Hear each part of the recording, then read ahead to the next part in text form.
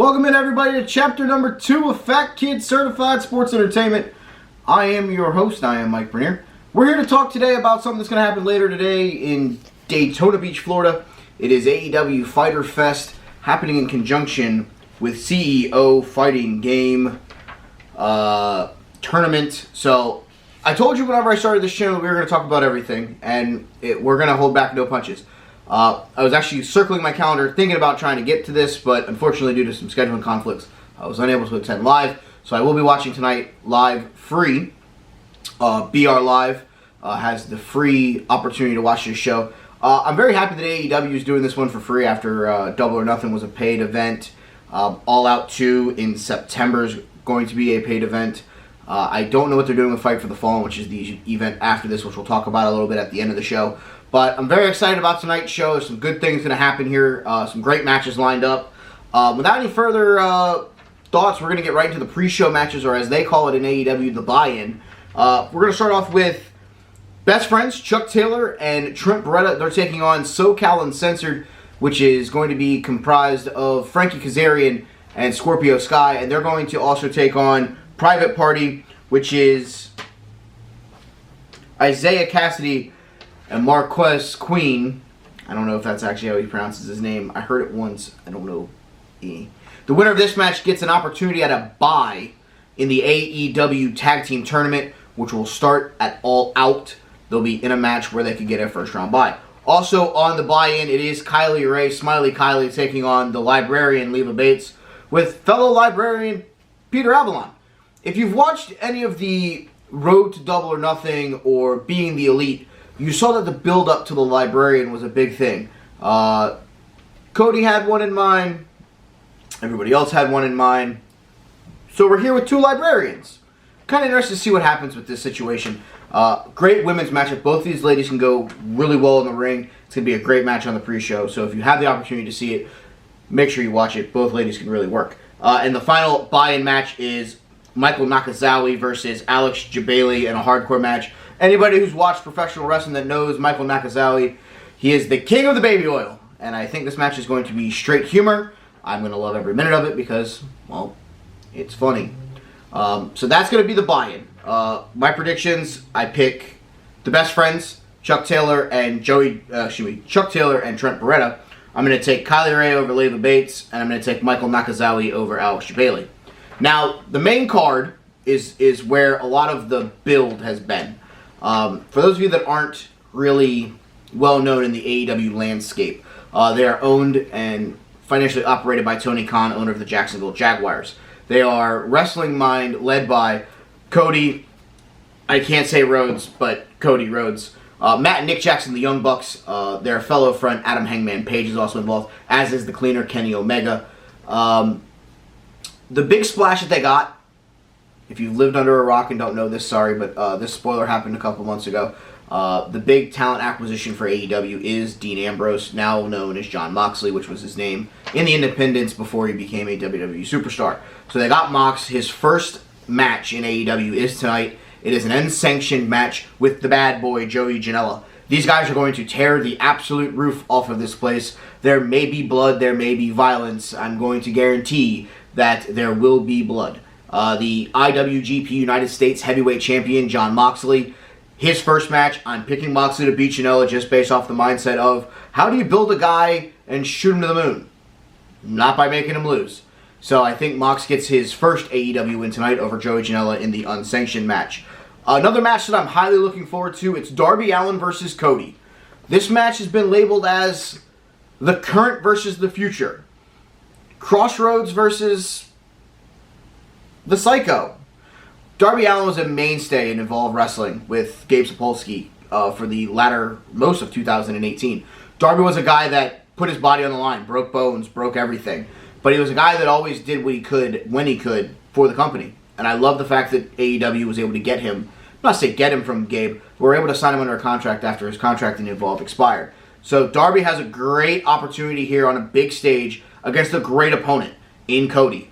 The American Psycho, the American Nightmare, Battle of the Americas. I don't know. I'm looking forward to it. I think that Cody gets this win, but I think Darby has a breakout performance, and I think this is something that's going to be built upon for Darby to contend, not saying for the AEW Heavyweight Championship, but maybe when they introduce a secondary title, that Darby's a guy that could get that title and be strapped to the rocket, flip him all the way to the moon. I think Darby has all the ability and the capability in the world to be great, and I think someone of Cody's caliber can really bring out the best in Darby Allin tonight. But give me Cody for the win. Cody gets the 2-0 in AEW. At Double or Nothing, he beat his brother Dustin. We'll talk about them a little bit later on as well. Also scheduled tonight, what I think is the main event, what should be the main event. It is the Elite, the Cleaner, Kenny Omega, the Young Bucks, Matt and Nick Jackson. They're taking on the Lucha Bros, Pentagon and Felix, right? Ray Phoenix, yep, and the Laredo Kid. If you watched Double or Nothing, you saw what the Lucha Brothers and the Young Bucks could do. My wife does not know much about the Young Bucks and the Lucha Brothers before that event. My wife has now decided that her favorite wrestlers are Matt and Nick Jackson. Great match. There's a hell of a lot of talent in this. I'm going to say that a lot through this video if you guys haven't figured that out. But you have arguably the best wrestler in the world right now, Kenny Omega. The best tag team in the world, Matt and Nick Jackson. They're taking on the Lucha Bros, who are all over the place. I expect this to be just as high intense and just as fire as the tag match was at Double or Nothing. Adding Laredo Kid and adding Kenny Omega is just going to make it that much better. For this one, I do see Omega and the Bucks getting the win, the Elite, as they're called, getting the win over the Lucha Brothers and Laredo Kid. I wouldn't be surprised to see the Laredo Kid take the fall here. Not really built in AEW yet, so I could see like a Kenny over Laredo kind of situation. A four-way match that may have title implications later down the road. It is Jimmy Havoc, British's favorite deathmatch star, Jungleboy, the son of the late Luke Perry, Maxwell Jacob Friedman, MJF. God, we hate him. And quite possibly the first AEW Heavyweight Champion, the Hangman, Adam Page. Adam Page, I think, is going to absolutely run through this four-way. I think he wins in a landslide. But this is an opportunity here where you could see a guy like Jimmy Havoc or a guy like MJF potentially put Hangman on the ropes. Not win the match, but give him a match that then, if Adam does win the belt from Jericho in the decisive match, that you could see one of these guys that gave Adam a run for their money be one of the first challengers for the AEW Heavyweight Championship. I'll take the Hangman. I think this is going to be a fun match. I think MJF is going to get booed out of the building, and I'm going to love every minute of it because I can't stand MJF, and that means he's doing his job. I'm not saying that because I think he's a terrible person. I think it's because he's a terrible act, but he's doing his job. He's a bad guy. He's getting the heat, so kudos to him. Whatever. In a match that we've probably seen 30 times, but it never gets old. The Fallen Angel, Christopher Daniel, will take on CIMA. These two guys have been veterans for many, many years, and those guys somehow can still go to the level that they can, and it's absolutely impressive to watch. I love every minute of it. I think this is going to be a great match. I don't know how long it's going to go. I think this is going to be one of the shorter matches on the card, because I think it's going to be a car crash. They're going to go 100 miles an hour and get to the spot. And when they get to the spot, the two of them know how to execute. So I'm really looking forward to this one. I think CIMA wins this one over Daniels. In a three-way ladies match, we have Nyla Rose, Yuka Sakazaki, and Ryo. The two Japanese wrestlers, I've never actually seen a single match of theirs before. I'm kind of interested to see what they do. I looked a little bit up on them. They both come from Tokyo Joshi. So I'm really fun company from what I've read online. So I'm really looking forward to seeing them. Nyla Rose is the beast. You saw her at Double or Nothing. She was involved in the four-way match that included Awesome Kong, Kylie Ray, and Britt Baker, DDS. So, with that being said, that is the card for tonight's Fyter Fest. Again, I'm going to give you my predictions. I'm going to take the best friends in the pre-show tag match. I'm going to take Kylie Ray in the women's match. I'm going to take Michael Nakazawa in the hardcore match. I'm going to take Cody, the Elite, Mox, Hangman Page, Shima, And I'll take Nyla Rose to win that three-way since I know I didn't say anything, only because that's the only one I actually know. So, great card tonight. A lot of fun tonight. Glad it's free because it gives everybody the opportunity to see this company. This company has all the possibility in the world to be great. I'm very excited for it. They're going to be on TNT, so we're going to get a weekly TV show. They're doing some things differently than WWE, and I want to touch on that before we get to Fight for the Fallen. It's been announced that they're not going to do a ton of house shows, so that's going to save the roster. That's going to save guys from getting hurt. They're going to look out for the wrestlers. They're going to pay for medical stuff. Some things that, other companies may have not done in the past that may have led guys to unfortunate circumstances of turning to alcohol and drugs and, watching their lives crumble and some of them unfortunately leaving us. So major props to Tony Khan, the Khan family, Cody, the Bucks, for, looking out for all of their guys under a contract. I think this is a big thing for wrestling. I think it's going to be a big change, and I think that this company has every opportunity in the world to be great. And that's a word that everybody throws around, but when you look up the word great, it's an upper echelon. And I'm not saying that because they're competition with WWE, because I don't think they're competition with WWE. I think they're another company that gives everybody the opportunity to watch what they love, to experience something different. And I think that's something we haven't had for the last 10 years since WCW died. We haven't had the difference, and the difference is what keeps all of us coming back. It's not the same thing over and over again. The definition of insanity is doing the same thing over and over again, expecting a different outcome. That's what the wrestling industry's been for the last 10 years. The definition of insanity. Everybody tries to come in and mold themselves around WWE and their formats and their styles, and it doesn't work for anyone. It hasn't worked for anybody yet because there hasn't been another company that's sustained life. Ring of Honor's been the closest, and they started doing something completely different, and now they're this TV program that I feel like is almost the same. New Japan has their following in Japan because they're the number one company in Japan. So I think that AEW has an opportunity here in this moment to take everything by the throat and not really be competition, but just be something great. And I think that's what excites me the most. If you watch Double or Nothing, I talked about the Cody Dustin match. That one will rip your heart out.